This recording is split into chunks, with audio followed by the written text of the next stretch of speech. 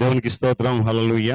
Praise the lord. ప్రభు పరిశుద్ధ నామానికి మహిమ కలుగును గాక. క్రీస్తునందు ప్రియులారా, దేవుడు మనకు నూతన ఉదయకాలం వారాంతపు దినమున వేకువను లేచి ఆయన నామాన్ని స్తుతించగలిగే చక్కటి ధన్యత మనందరికి అనుగ్రహించిన విధానాన్ని బట్టి ప్రభు పరిశుద్ధ నామానికి మహిమ కలుగును గాక. క్రీస్తునందు ప్రియులైన దైవజనులు, స్నేహితులు, విశ్వాసులు, సహోదరులు ఈ కార్యక్రమాన్ని వీక్షిస్తున్న ప్రియ దేవుని బిడ్డలందరికీ యేసయ్య నామములో శుభాలు తెలియజేస్తున్నాను. వారాంత దినమున మీరంతా బాగున్నారని విని ఎంతగానో ఆనందిస్తున్నాను. ప్రభువుని కనపరుస్తున్నాను. రండి, ఈ దినం కూడా మేము ప్రేమతో ఆహ్వానిస్తున్నాను.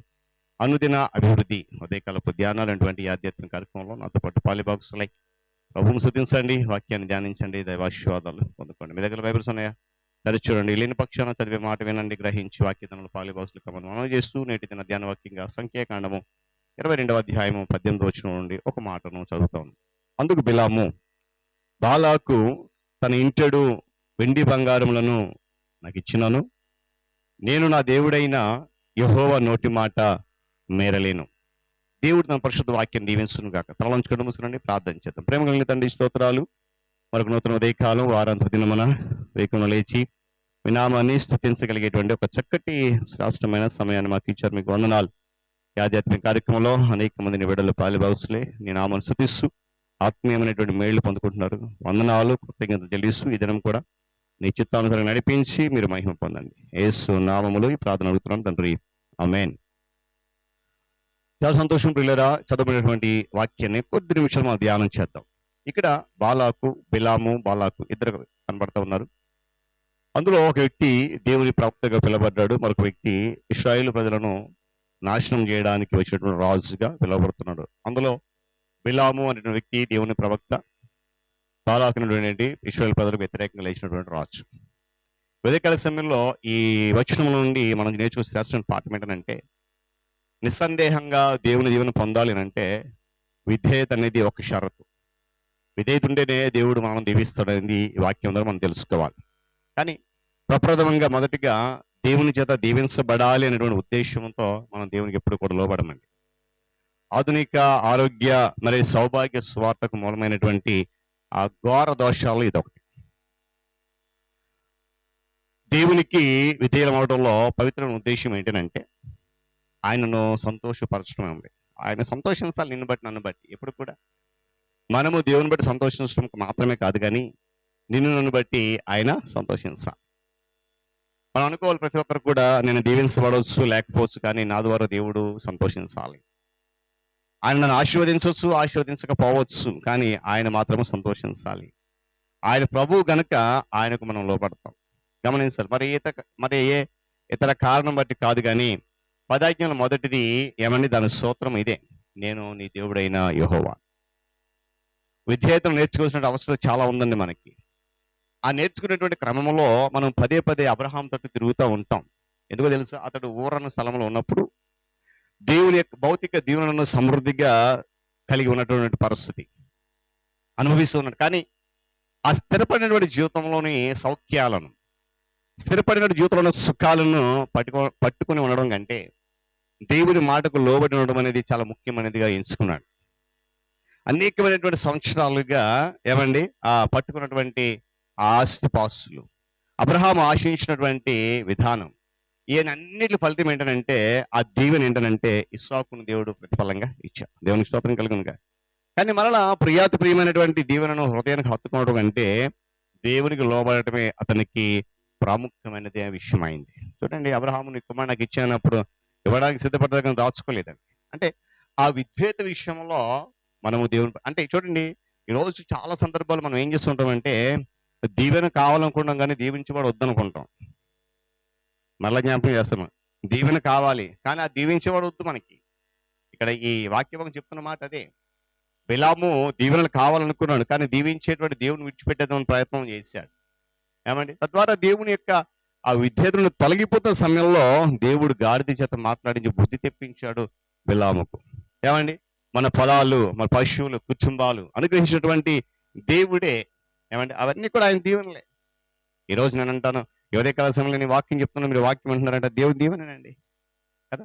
గత రాత్రి మనం పడుకున్నాము, ఉదయం నేను లేచిన వాక్యం అందిస్తున్నాను మీకు, మీరు వింటున్నారు. ఇది దేవుని దీవెనే, వేరొకటి కాదు. కానీ ఆయన మిషనరీ పిలుపునకు మనం లోబడడానికి ఈ ఆశీర్వాదాల ఆటంకాలు అయితే ఆయన ఎంత నిరాశ చెందుతాడో తెలుసా?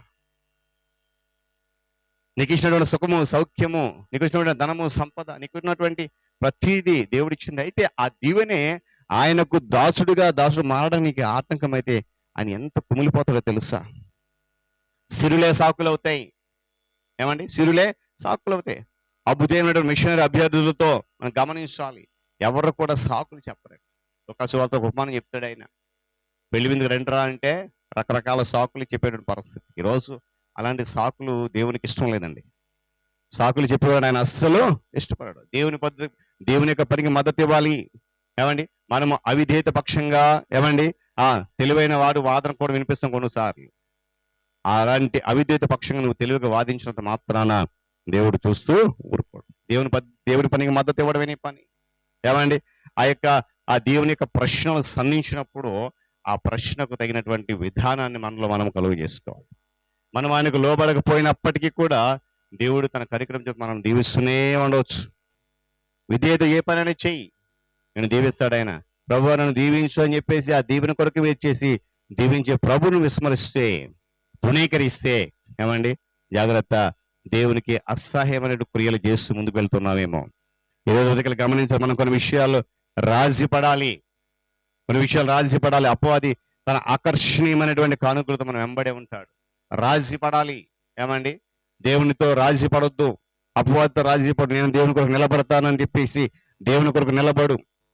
అందుకని దేవునితో రాజీ పడిపోయి నేను నా ఇష్టానుసారం జీవిస్తున్నటువంటి ఆ యొక్క ఆలోచన మన యొక్క హృదయంలో నుండి తొలగించుకోవాలి. కనుక పిల్లలు గమనించిన ఉదయకాల సమయంలో మరొకసారి జ్ఞాపకం, నీకు దీవించువాడు కావాలి, దీవెనలు కావాలంటే నేను అంటాను, దీవించువాడే మనకు ప్రాముఖ్యం. ఆ దీవించే దేవుడే లేకపోతే దీవెనలు మనకి రావు. కాబట్టి ఆ దీవెనను పొందుకోవడానికి విధేయత షరతు కనుక అవిధేయతను పక్కన పెట్టి విధేయులమై నడుచుకుందాం. దేవుడి మాటలు మన కొరకు దీవించును గాక.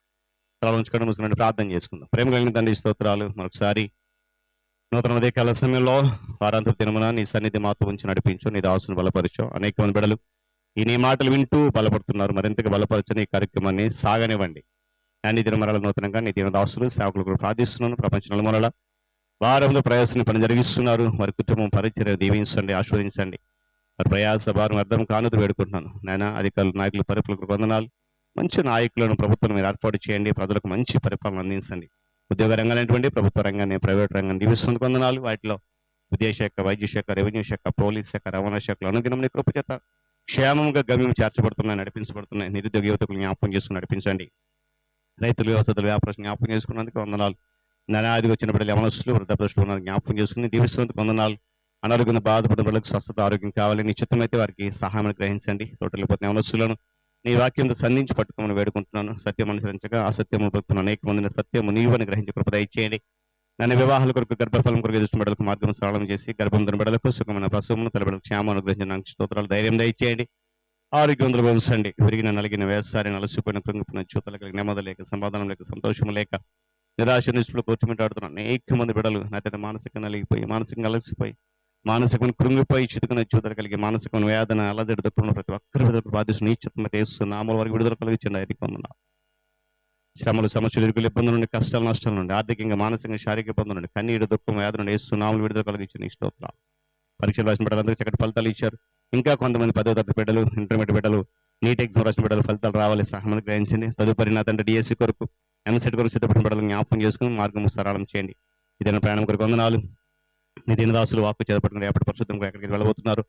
ప్రయాణం అంతా క్షేమకరంగా ఇచ్చేయండి. రైతులు, వ్యవసాయాలు, వ్యాపారస్తులు, ఆయనకి పనిపాట్లకు, ఆయనకి కూలి పనులకు, ఆయా శాఖల ఉద్యోగ బాధ్యతలు నిర్వర్తించడానికి, బంధువుల గృహాలకు, స్నేహితులకు, రకరకాల శుభకార్యాలకు, రకరకాల విహారయాత్రలకు, ప్రతి ఒక్క ప్రయాణంలో ప్రతి ఒక్క వాహనాన్ని మీ స్వాధీనం గమ్యం చేర్చడానికి క్షేమంగా నీకు స్తోత్రాలు. నూతనంగా జన్మదినం జరుపుకుంటారు ఇచ్చిన దయగడ్డి దీవించండి. వివాహ దినం జరుపుకుంటలకు వారి యొక్క దాంపత్య జీవితాన్ని ఆశీర్వదించండి. ప్రతులను జ్ఞాపకం చేసుకోవడానికి ఆదరణ, ఓదర్పు, నిరీక్షించి నడిపించి వర్ధలింపచేయండి. దీవించండి. నాని దినమంతా నిరకలను దాచి రేపటి పరిశుద్ధం కొరకు మమ్మల్ని అందరూ సిద్ధపడగలిసి మీరు మాత్రమే ఘనత పొందండి. ఏసే నామమున అడుగుతున్నాను మా తండ్రి, ఆమేన్. ప్రియక దేవుని దీవెనైన సన్నిధి కాపుదల సదాకాలము మనందరికీ తోడైన నడిపించును గాక.